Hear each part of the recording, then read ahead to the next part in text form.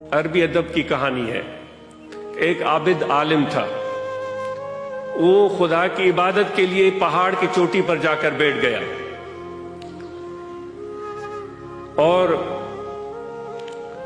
وہاں عبادت کرتے ہوئے اس پر یہ معجزہ ظاہر ہوا کہ وہ جیسے ہی سجدے سے سر اٹھاتا تھا، یہ عربی ادب کی کہانی ہے، سر اٹھاتا تھا تو اس کو سامنے خوانچہ نظر آ جاتا تھا، کھانے کا ایک دسترخوان جس پر کھانا موجود ہوتا تھا۔ تو وہ عبادت کے بعد وہ کھانا کھا لیتا، وہ خوش ہو جاتا کہ بھائی سبحان اللہ، یہاں تو کوئی آدم ہے نہ آدم زاد، کوئی بستا نہیں، کوئی رہتا نہیں، کیسے خدا مجھے یہاں اس پہاڑ کی اونچائی پر، کوئی میرا واقف نہیں، کوئی دوست نہیں، کوئی جان پہچان، کوئی انسان بنی بشر نہیں، مجھے کھانا ملتا۔ تو یہ اس کا معمول چلتا رہا۔ ایک دن ایسا اتفاق ہوا، اس نے عبادت کی، زاہد تھا تو اس نے عبادت کی۔ زاہد اس کو بولتے ہیں جو دنیا کو تیاگ دے، بھائی میرا کسی سے کوئی واسطہ نہیں، دین اسلام میں اس طرح کی کوئی تعلیم نہیں ہے، ایسے سمجھیے یہ بنی اسرائیل کے زمانے کی بات سمجھے۔ تو وہ عبادت کر کے معمول کے مطابق اٹھا تو وہ خوانچہ دسترخوان تھا ہی نہیں۔ اس نے سوچا کہ میری عبادت میں کمی رہ گئی ہے، تو اس لیے مجھے وہ خوانچہ، وہ دسترخوان، وہ کھانا نہیں ملا، تو اس نے اور گڑ گڑا کر عبادت کی۔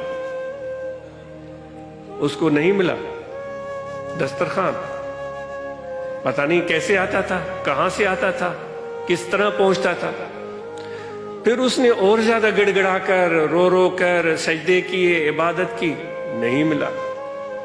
ایک کھانے کا ٹائم گزر گیا، دوسرے کھانے کا ٹائم آ گیا، 24 گھنٹے ہو گئے، اب اس کے پیٹ میں مروڑیں اٹھنے لگی، بھوک نے اس کو ستایا۔ تو وہ اپنی بھوک سے پریشان ہو کر ایک محدود ٹائم تک تو وہ بیٹھا رہا، لیکن مجبور ہو کر وہ پہاڑ سے نیچے اتر آیا۔ پتہ نہیں کیا ارادہ کر کے گیا تھا کہ میں تو کبھی بھی ادھر سے ہلوں گا نہیں۔ وہ نیچے اتر گیا اور جا کر ادھر ادھر جھانکنے تاکنے لگا تو دور سے اسے گاؤں نظر آیا، اور گاؤں میں گھس گیا اور دروازے کھٹکھٹانے لگا۔ بندے باہر آئے، انہوں نے پوچھا کیا ہے، تو انہوں نے کہا میں بھوک سے مر رہا ہوں، مجھے کھانا دو۔ تو ان گاؤں والوں میں سے کسی ایک گھر والے نے اس پر رحم کیا، اس کو 3-4 روٹیاں، کچھ کھانے کی اور چیزیں اس کو، یا سالن یا روٹیاں دے دی۔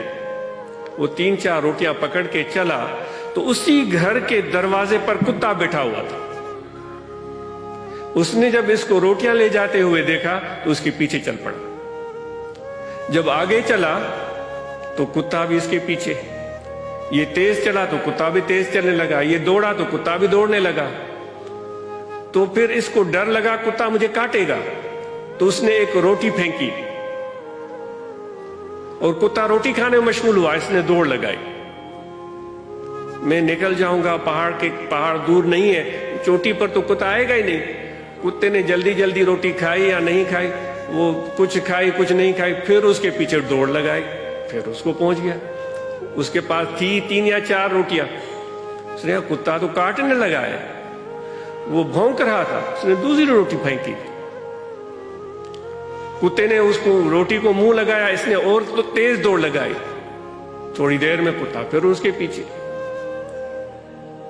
تیسری روٹی پھینکی، اب اس کے پاس 1 روٹی تھی، اب اس نے اور زیادہ تیز دوڑ لگائی کہ بھائی اوپر پہنچوں، آرام سے روٹی تو کھاؤں، لیکن کتا پھر پیچھے لگا۔ تو اب اس کو غصہ آیا اور دور دور سے کتے کو کہنے لگا 3 روٹیاں تو تمہیں کھلائی ہیں، 1 روٹی بھی مجھے نہیں بخش رہے ہو، کتنے تم ناشکرے ہو، ناشناس ہو، پر روٹی مانگنے، اور مجھے تم تانے مار رہے ہو کہ تم ایسے ہو، تم کتے ہو، تم نجس ہو، تم پلیت ہو، تم یہ ہو۔